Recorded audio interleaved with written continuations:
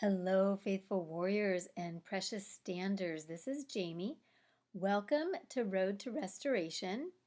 Please take a minute and subscribe to my channel and like my video. I'd so appreciate it. Today, I wanted to talk about how our waiting is not wasted.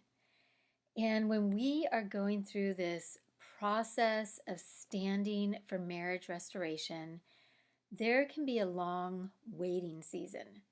There can be a long season where we might not see anything happening, hear anything changing.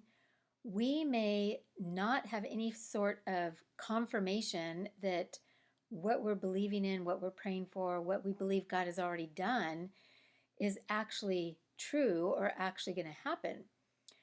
And I just want to let you know that that is normal. That is normal. There's always a wait. The wait is necessary to get to the promise. And it's during the wait that God can do the greatest refining work in our lives. And this is a good thing, but it's also one of the hardest seasons. The waiting is one of the greatest benefits, and it's also one of the hardest seasons that we may ever have to go through. Our theme verse today is Galatians 6:9, and it says, "Let us not become weary in well-doing, for in due season we shall reap if we faint not." This is a promise. This is a promise that we're going to have a harvest. We're going to reap a harvest in due season if we don't faint. Faithful warriors, this is the analogy of a farmer harvesting a seed. And as we all know, when you plant a seed, you don't get immediate results. We plant a seed, we water it, we fertilize it, we pull the weeds around it, and then after a period of time, it starts to sprout, and then it turns into what we can harvest. But it never happens immediately. And God answers us by His word, which are His promises, before He answers us by His works. We've talked about this, how when we get a promise from the Lord in the word, the spirit realm has to be our reality. What God says in His word has to be our reality, not what we're seeing in the physical, because His word comes, His promise through His word comes before He answers us in the flesh, before He answers us by His works.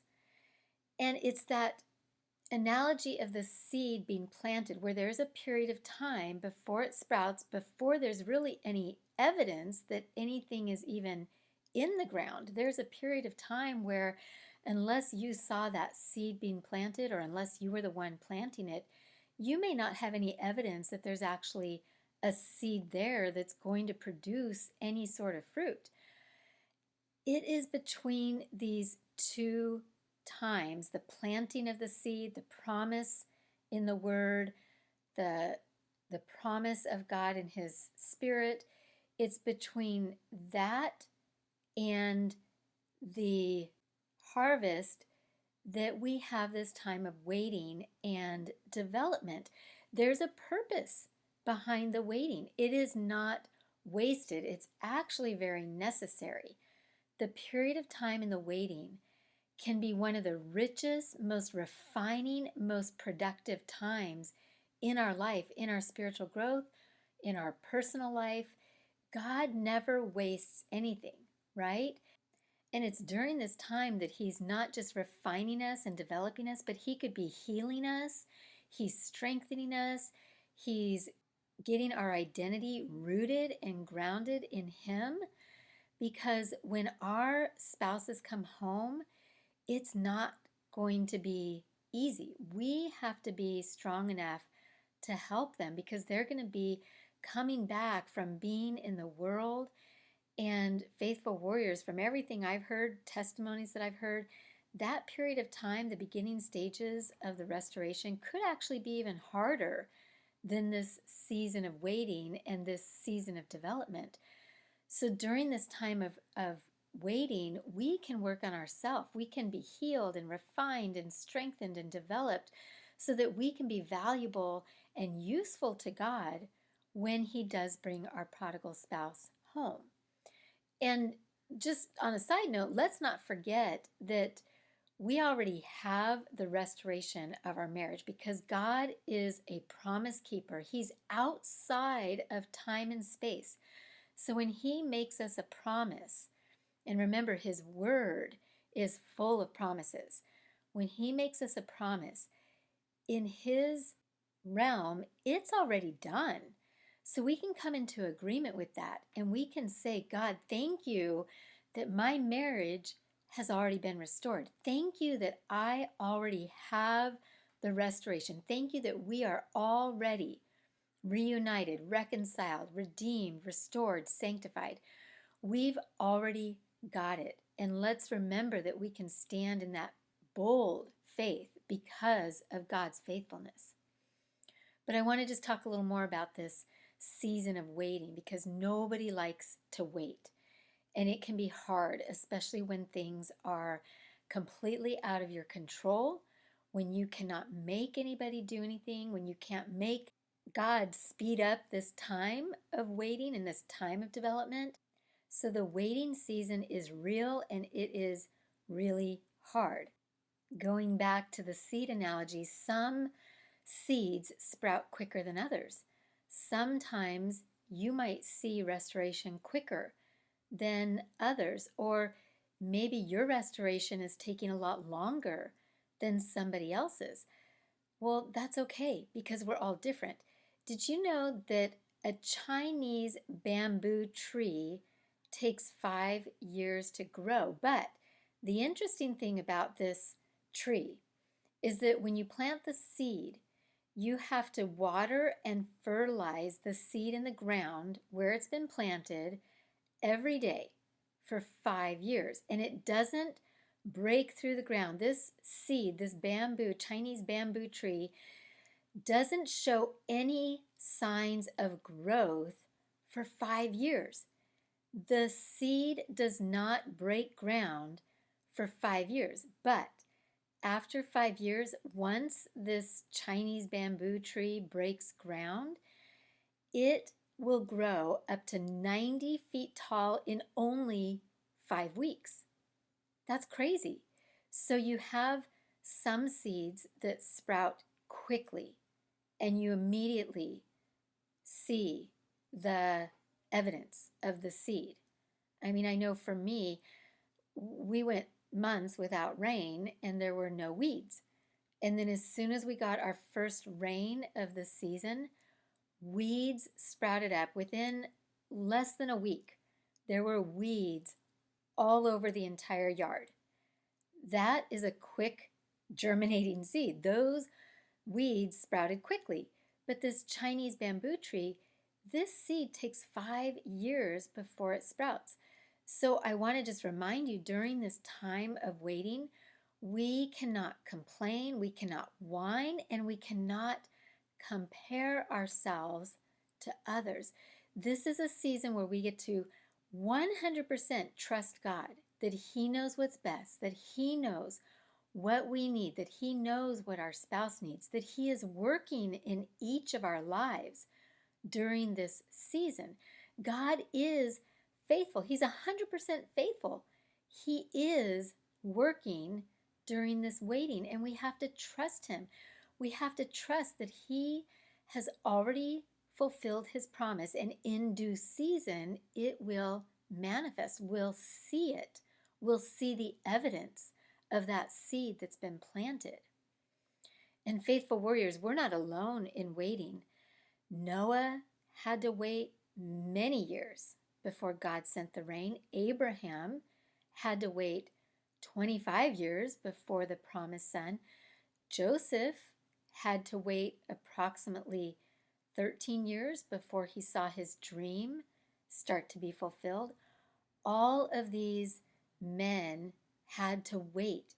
And during the waiting, they were refined, they were strengthened, They were prepared for the promise. They were prepared for their purpose and their ministry. There was purpose in their time of waiting, just like there's purpose in our season of waiting. God doesn't waste anything. Another verse I want to touch on is 1 John 5:14, and it says, actually 1 John 5:14 and 15, it says, "This is the confidence that we have in him, that if we ask anything according to his will, he hears us. And if we know that he hears us, whatever we ask, we know that we already have the petitions that we have asked of him." Another translation of this that I like, it says, "My heart is aligned with God in faith. Therefore, I pray with boldness, and I expect that my prayers will be answered." Our prayers are already answered. Faithful warriors, we have aligned our heart with God's heart. We've aligned our will with God's perfect will. We know from reading the Word what His will is for marriage. We know that God created man and wife to become one flesh and that nothing shall separate them. We talked about this a couple weeks ago. We know God's will. We don't need a dream, a vision, a word of prophecy. Yes, those are encouraging, and if or when they come along, that should just be there to complement what's in God's Word. God's Word is enough. God's Word and what He says about marriage, what He says about husband-wife, what He says about being one flesh, His heart for marriage, the fact that marriage is a reflection of Christ in the church, the fact that He says He hates divorce, that alone should be enough of a foundation for us to stand on and to believe with no doubt that we're standing for God's perfect will. And this verse here in 1 John 5 says that we will have what we've asked. We will have it.